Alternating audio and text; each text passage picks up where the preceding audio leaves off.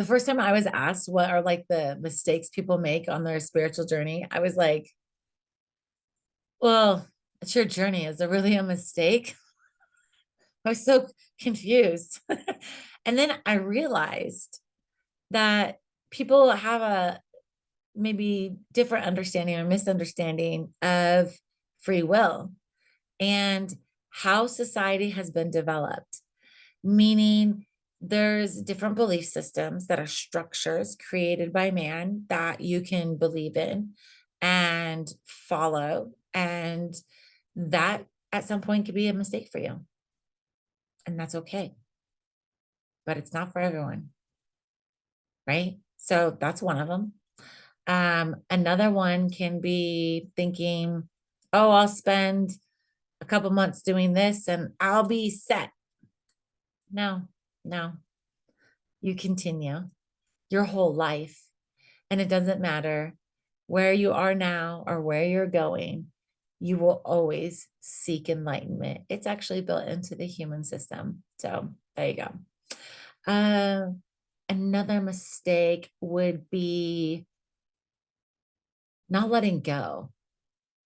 Uh, you can outgrow belief systems or particular practices and not know when to let them go.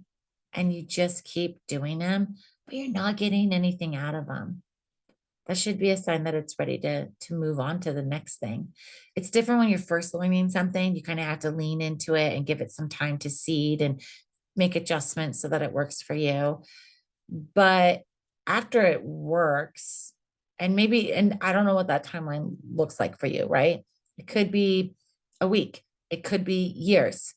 But say you're doing something, and after like 6 months, you don't feel anything anymore when you're doing it.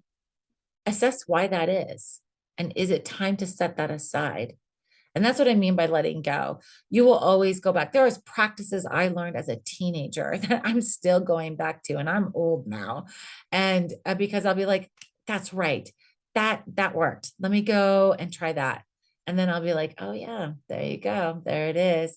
Right. You continue to build this toolbox of resources for yourself. Um, Another mistake I see people make is probably the last one, and that is foundations. People will learn a modality and have such an amazing experience. And I love that for you. However, when you're done feeling like a main character, um, the reality is if you are missing the foundations of like how the universe works, how enlightenment works, you are not going to continue to be able to progress and get frustrated. So I've seen this before with practitioners a lot, actually. They've gotten very skilled because they're just so good at one thing and they are so skilled at it. Maybe it's pendulum reading, pulling cards, channeling, and they stay in that house. And when they stay in that house and don't expand, they miss out on things like astral traveling, levitating, being able to communicate like verbally or visually with guides and going to different realms, right? There's so much out there to discover and experience. And if you don't have the right foundation, what ends up happening is you have to go back and learn those foundations so that you are protected, you are grounded, you are secure, you have some really concrete understandings about how the universe works, how the science of all of it is, so that you're able to go in to your next level. And that's usually actually when people enlist me as a mentor or start joining some of our courses because they're stuck and frustrated. And if you get stuck and frustrated and don't take the time to do those things, you just won't grow any more than the capacity of what your brain is able to comprehend. Because never forget, our brain's job is to keep us safe.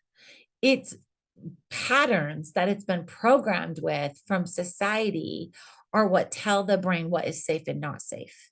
So if you've been in an environment, say you've been in an environment that is based on the belief of Christianity, and for whatever reason you have decided to switch to paganism, you're going to have a lot of patterns in your system that you need to transition and transform from in order to, I guess, learn and really be open to the concepts, because that's a very energy earth-based practice based off of a very structured practice of following Jesus's teachings. And so when you're looking at the paradigms of these two, they're pretty extreme. And so when you don't have foundations of practices and you don't understand the science of them, you can only go so far. And so I always encourage people to understand as much as they desire, and then they come back and learn more, right?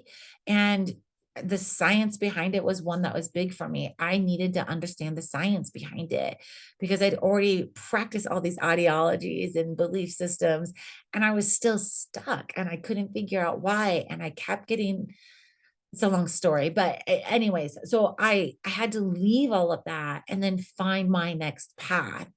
And I was really seeking the science of it, and it was very hard to find.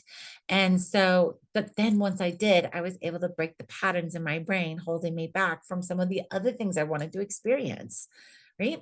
So look at that when you're thinking about what the common mistakes might be, what to maybe avoid for yourself, what to spend some time experiencing. And remember, you're never committed for the rest of your experience here in that one. You have free will. You can experience whatever you want to experience, and you can learn whatever you want to learn, and you can set it down and pick it back up when you're ready. There are no rules for how you're going to live your life. Enjoy the journey.